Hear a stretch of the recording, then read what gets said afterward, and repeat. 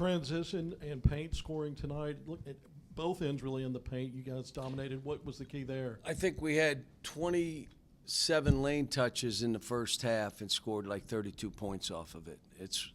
There were a couple plays I tell them, you want to show your bag of tricks and step back. Just go by the man. Just go by him because we're a good enough shooting team that they got to play.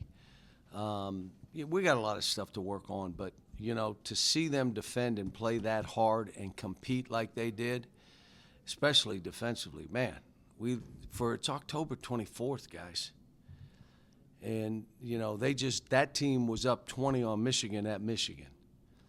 So, we can all say what we want, but, we played good. And we had a lot of guys play good. Look, we have 8 guys and Isaiah's 9. Isaiah's not that far off to being we have 9 guys. He's just not where the other guys are right now. Those 8, they're pretty good. We got to get Malik Ewan a little more active, a little more passion, screen and run to the rim, sprint, all that kind of stuff. He started doing it. He was getting dunks and layups, and then the other thing he did is they converge, and we're all open. So guard play was good. Ability to score balls, but we got out in transition. How about Billy Richmond? Carter, you could see he's better. TB's better. I mean, guys got better. DJ and Darius being able to play together is big for us. Big. They both, defensively, those guards had trouble getting around them. It seemed like the freshman guards both played with fearlessness and confidence from the outset. What's in that mindset that's built to that? Well, they think highly of themselves.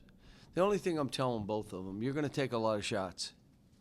You can't take bad ones. That's disrespectful to your teammates. They know you're going to shoot a lot of balls, but you're not going to shoot 1 foot step back because it's in your trick bag. No, you're not taking that one. The other ones are all good. Take them. And so they both have to learn that. This isn't, a pickup game where I'm just going to start shooting and not throw it to anybody, just come down and take an NBA 3 for no reason. What? You're not doing that. You took the most shots already. Why would you shoot that? So that's stuff they have to learn. But they've been good. They've been good. Yeah, obviously, exhibitions, a lot of times the final result's kind of secondary to the performances that you maybe see. What were the biggest things you were looking for tonight, and where do you kind of feel you guys are as a team after this game? We got a couple guys that got to catch up. You can't have and you're kind of going through the motions. It's like sticks out like a sore thumb. And holding people's feet to the fire. I hope you watched. I started this group, and in the second half I started this group, and next game Monday I'll start another group and hold your feet to the fire. Let's go. Prove yourself. You want to be out there, you have to deserve to be there. No, you get no entitlement here now. I'm going to play the best guys. And I'm just, the biggest thing again, we got a bunch of good guys again, just like we had last year. We were 0-5. If we did not have good guys, we would have never got through it. We had good guys. We had our 2 leading scorers go down. If we did not have good guys who were backing up other guys, but they were good people, we would have never thrived the way we did. We didn't just survive, we thrived. I just want to know, okay, is this team ready to come in every day and try to get better? Because they told on themselves today. Do you think? They told on them. You all like, you that good, or can you be that team? And, well, can you? I mean, can you defend that way? I'm not talking about making shots and all that. Can you defend that way every time we play? You playing a better team, it won't be that score maybe. Maybe it's a tighter game, but then we got to play smarter to finish games off. That we're having to learn. Obviously, you have DJ and Darius, who are kind of natural ball handlers, but you have a bunch of different guys who can handle bringing the ball up the floor. Just how much of a benefit have you noticed that being, throughout the offseason and now in this game tonight?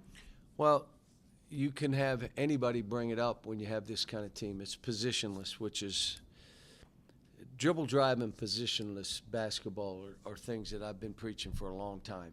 That you're teaching your guards the same stuff you're teaching your bigs. And you're teaching a big, if you can bring it up and get us started, bring it up and get us started. It's faster. You rebound and you go, you can throw it ahead, he can throw it ahead, and all of a sudden we're throwing it at the rim and dunking. So, yeah, I tried to go to some open later in the game because I just want to see it. I want to see how we play that way.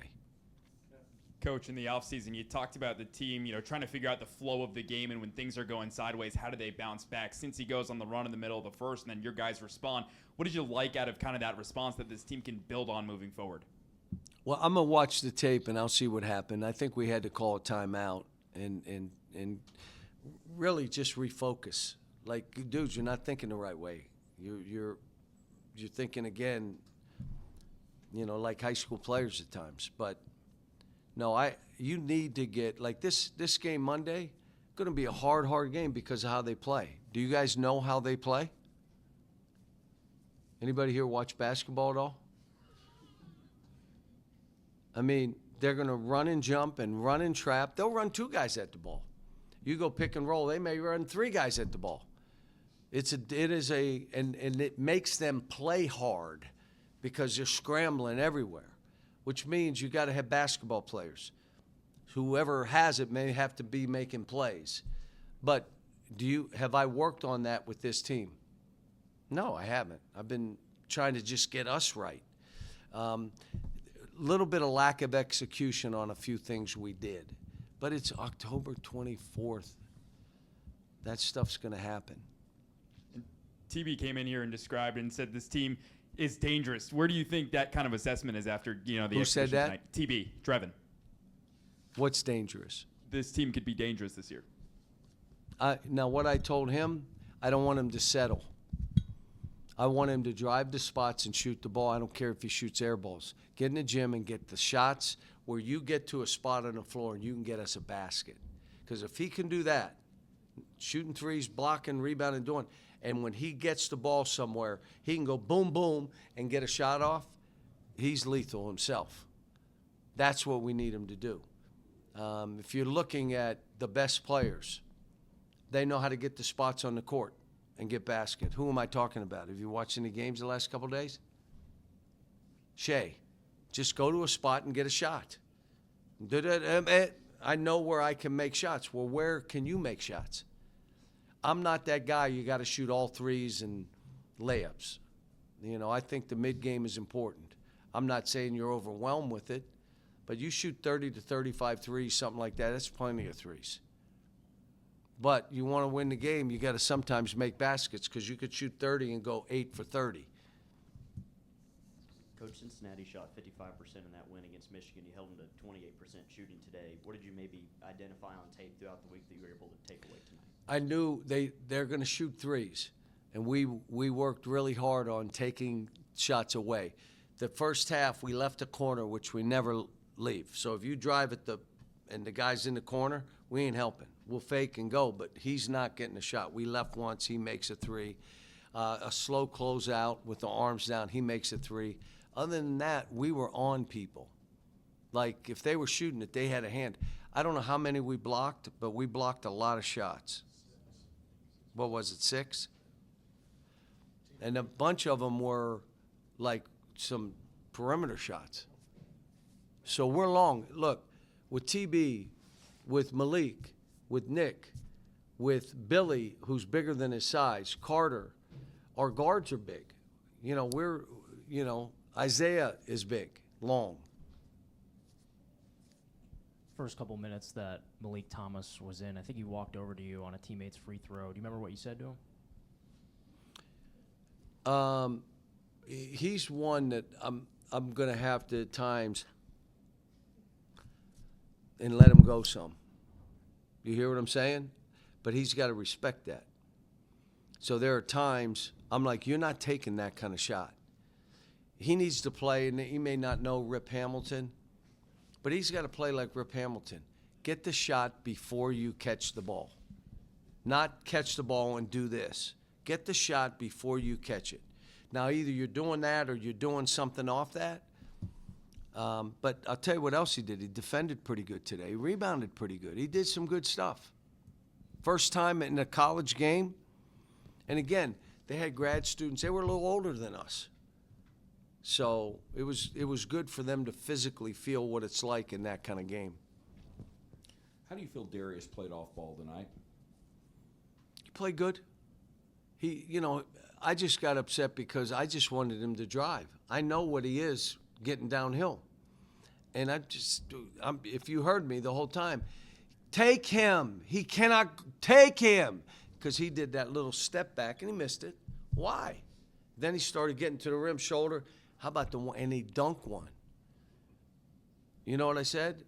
Really hard to be cool when you make dunk like that. You can't, it just wipes out your coolness. I'm not cool. I'm just going to dunking this on somebody. He's capable of doing, he's really talented, really smart. But he's young.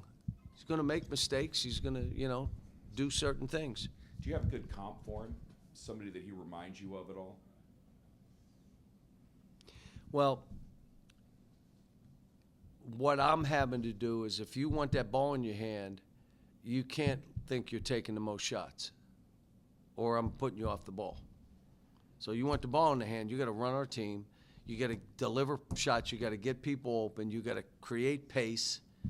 And he's listened. Like friends of mine that have watched him play can't believe he's playing this well. Well, they can't believe Malik Thomas is playing the way he's playing, which is no 12 bounces, spin, step, boop, eight. They're like, geez, I didn't see any of those. He's just playing basketball, hard cuts. If he's open, he's flying up and down the court. The other thing I kind of like when you're playing 8 or 9, my guys looked like they were in pretty good shape. But tomorrow's got to be a film day. We can't really do anything because we travel on Sunday and then we play on Monday. Play late. You mentioned Carter's growth. What did you see tonight that was evidence of the steps that he's taken and getting better? Way more confident. Like last year, his skill wasn't where it needed to be. Hard to be confident when you're shooting air balls and stuff. And then as the season got on, he got better. I still say he's a car crash driving the ball, and they can't really guard it. So drive. Get into people's bodies. He's a terrific athlete. He's long. He's tough. He's strong. Shot the ball well tonight. What did we shoot from the 3? But it was all good. Anything else? I got 2. Go ahead. You've mentioned, obviously, Darius and Malik Thomas and just how well they played tonight, but just throughout the offseason, since they've gotten on campus, just where do you feel as though those 2 guys have made the most strides, and where do you feel like they've grown the most? For Malik, less is more. Less is more, and he's playing that way. With Darius, it was about body language because things aren't always going to go right. It's about pace of play, a viciousness to your game, and they're listening. They're trying. They want to do what we're asking them to do. But they both have they came here to be coached. They'll tell you, I want to be coached until you're coached. Then it's hard. But they came here for that. And they've responded. I mean, they both have. But it's a long season. It's October 24th. And there's going to be the dog days and all the other stuff. And then you mentioned Memphis earlier. Obviously, going back to Memphis, you're going to have a lot of your former players 40. there. And 40 guys. Yeah, a lot of them. But just how excited are you for that? Just looking ahead to that, just playing Memphis. Ellen and I are both looking forward to it. We're going to have a practice at 1, and we've invited all the guys back. There's 3 or 4 that's got to do videos. They can't be there, and they're sick. They want to be there, and I've been in touch with them. But it's like 40 guys coming. I want my team to understand how long ago was that? I was in elementary school. I know that. What's that? I was in elementary school. I know that. Yeah. All right, and look, that long ago. And look, that group and all of us, we're like that 18 years later. That is what a team sport can do if you truly care about everybody. I'm not just talking me, I'm talking them. They cared enough. They competed together. They went through something. That was an unbelievable run. And that team stayed together. And for us to go back and, and it's celebrating Memphis too, the city of Memphis. Look, folks, every city, big city in the country has issues. So don't tell me about just Memphis issues. They all got issues. But it's, will you come together to deal with them, or are you going to try to just count on the government? That ain't going to work. I know that city, very charitable, and when they come together, they can solve whatever their issues are. But they got to come together. They did it for basketball when I was there. If that city comes together, anything crazy can happen. And the diversity, the mayor likes to say, it's their superpower. And it's intertwined. It's not there and here, and it's intertwined. And those working together, I hope, again, us coming in inspires to say, we can do this. You did it once. I'm telling you, when I was there, people walked, their chest was out. We were beating everybody. We're number one in the country. And the only reason we was because of all the people that helped us. We're going to have a list of all the people that helped me that have passed away. There's about 25 of them. That absolutely, without them, we couldn't have done what we did at Memphis. I want it to be the same way here. I want to have all these people, without them helping us, we couldn't have gotten this program. All that's going on right now in college athletics, it's going to take a village, a group of people that are all committed, and they trust me and our staff to be good stewards, to do all this stuff, but they know without them we can't do it. It's not doable. And Memphis was that way. I'm telling you, everybody was behind that program. Everybody. And that's what I want to have here. I want 1,000 people to say, without me, Arkansas couldn't have made that run.